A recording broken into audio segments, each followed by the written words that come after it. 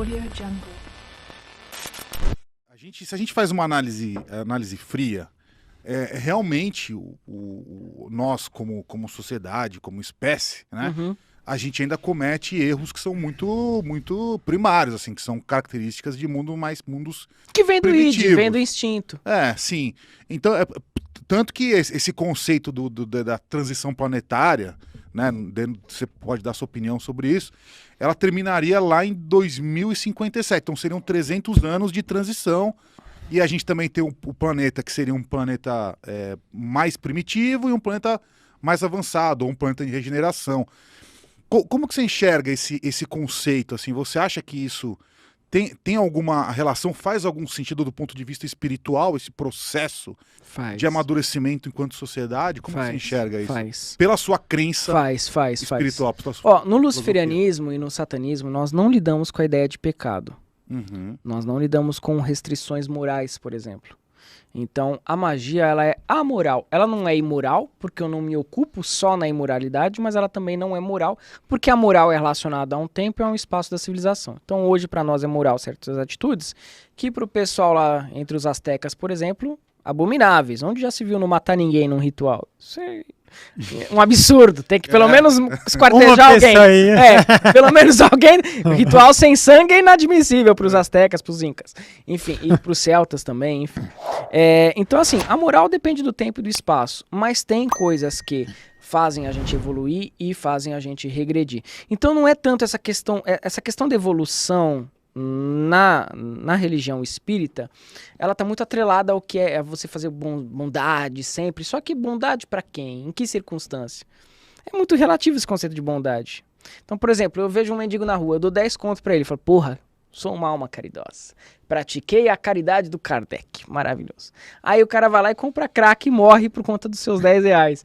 Então, assim, a gente não pode ficar racionalizando sempre os efeitos das nossas ações, senão a gente entra numa paranoia sem eira nem beira.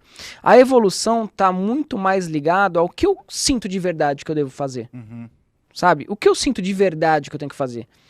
Porque se eu deixo de agir por conta de restrições religiosas, eu não estou evoluído. Se eu deixo de falar mal de alguém porque a minha igreja proíbe, então eu não estou evoluído. Eu estou seguindo um padrão, um comportamento que é institucional. Agora, se eu deixo de falar mal de alguém porque eu acho que aquilo não vai me acrescentar e que talvez as pessoas tenham motivo dela, eu já parti de uma argumentação interior, eu avaliei, eu pus crítica sobre aquilo e esse posicionamento meu partiu de mim. Não veio por conta de um dogma, de uma doutrina. Evolução está nisso. Evolução tá em você saber o que é melhor para você, para que você possa se tornar aquilo que você veio a ser e um Deus, porque um ser humano é Deus. Isso é uma outra coisa que eu acho absurdo as pessoas não reconhecerem isso. Porque não é dito que Deus é infinito, eterno, atemporal, além do tempo e do espaço? Se ele é tudo, ele está em tudo. Não pode ter nada que não seja Deus. Se eu falo que algo é infinito, então eu falo, Deus é infinito. Então por que você fala que você tem um Deus externo a você? Ele não é infinito? Se ele é infinito, não tem você e Deus. Não pode haver duas coisas no infinito. O infinito ele tem que cobrir todas as coisas, ele tem que estar em todas as coisas. Senão ele não seria infinito. Não existe, se houvesse, não existe borda, né? Não existe borda onde no infinito. Onde começa e termina algo. Sim. Então Deus é tudo, só que se manifestando de formas diferentes para o seu próprio agrado. Os hindus chamam de lila, brincadeira do divino. De fingir, de ser as coisas para poder brincar consigo mesmo. Existe essa noção entre os hindus que eu acho bárbara. Porque os hindus não tentam explicar a criação. Eles falam que Deus é. E Deus é todas as coisas, né? E eu sou Deus, eles chamam, né? Aham Brahmasmi, eu sou Deus, eu sou aquilo. Então, o que vai fazer você evoluir ou não? O que te aproxima ou te afasta desse conceito da divindade interior? O que Deus faria numa situação dessa? Se você pensa como um Deus, você está evoluído. Se você pensa como uma besta fera, um animal, eu não posso dizer o mesmo, entende? Não é uma coisa moral, não é uma coisa de bem e mal, de certo e errado. É uma questão do que te aproxima da sua divindade e o que te afasta. E como é que você enxerga a alma e o processo reencarnatório? Se é que você... Não, sim. A gente, dentro do gnosticismo, já leu sobre o gnosticismo? Não.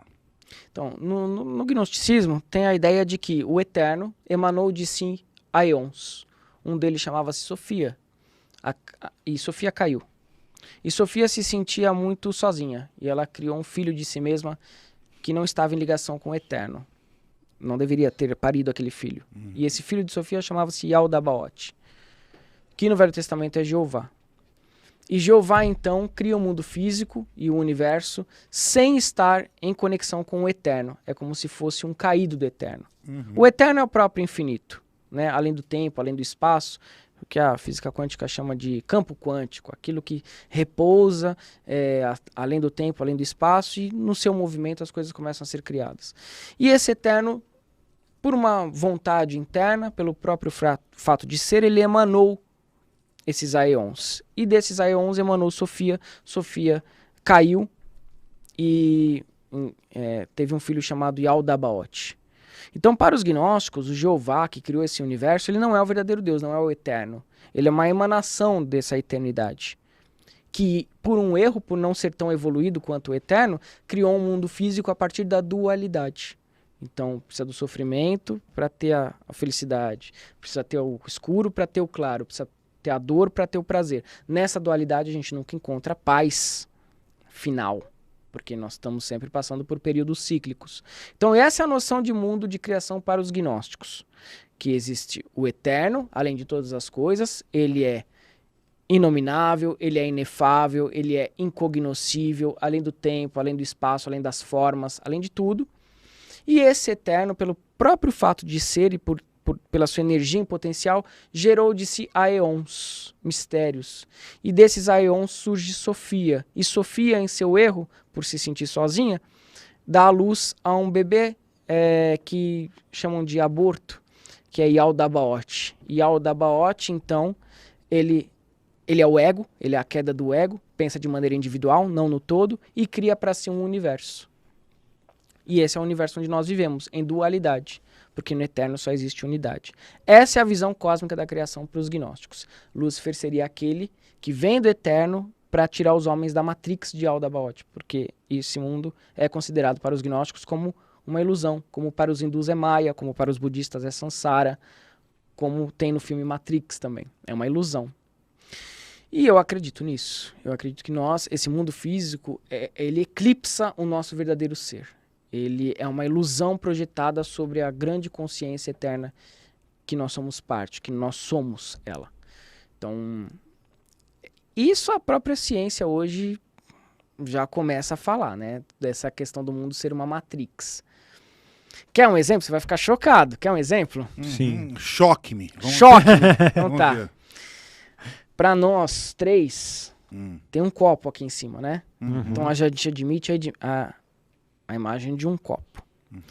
Só que o que me fala que aqui tem um copo são os meus sentidos.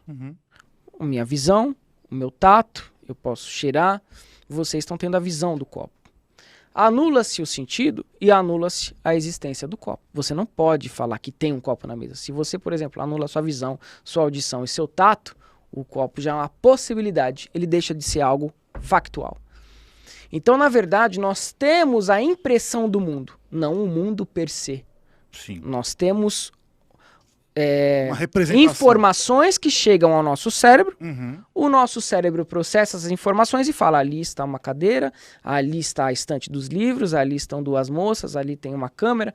Porque essas informações, esses estímulos, esses sentidos que no budismo são chamados de 5 skandhas, eles chegam ao meu centro de percepção, que eu chamo de eu, me informando que existe um mundo aqui fora. Mas não existe mundo além do seu cérebro. Ele está dentro do seu cérebro.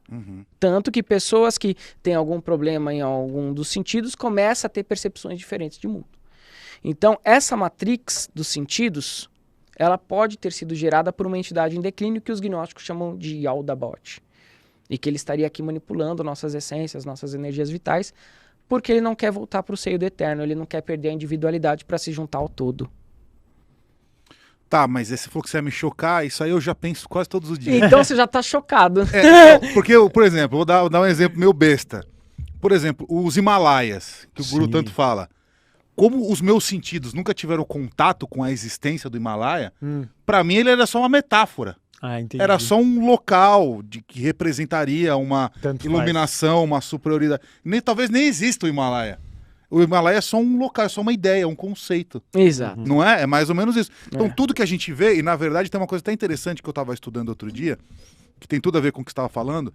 Eu estava estudando o delay de cada sentido que a gente tem com relação um ao outro. Sim, sim. Então, por exemplo, se você encosta o seu dedo na sua pele... É 1 milésimo de segundo. Você vai enxergar primeiro do que sentir. Sim. Inclusive, tem no dedo do pé, demora mais tempo para chegar a sensação. Até o cérebro. Até o cérebro. Então, exatamente. Isso é uma coisa que é bizarra, porque você imagina, se o mundo que você enxerga, ele tem que estar sincronizado com todos os sentidos que você recebe, mas eles não estão. Porque a audição não está sincronizada. Por isso que tem as falhas da Matrix. O tato... o que seria? O déjà vu? Por isso que tem as falhas da Matrix. Qual falha? A falha é que às vezes você tem uma falta de processamento. É como se fosse um software de programa. É como se fosse dá uns pau, entendeu? Porque por isso que a ciência nunca falou assim, a matéria existe. A matéria é um conceito para a ciência. A matéria nunca chegou a falar assim, a matéria existe, porque não tem como provar. Porque para você provar, você precisa do seu cérebro. E o seu cérebro interpreta informações que não existem fora dele, entende? Então, o próprio experimento da dupla fenda, da física quântica, fala sobre isso. Que as coisas só existem quando também existe junto um observador. É verdade. Sem observador existe em potência, mas não em fato.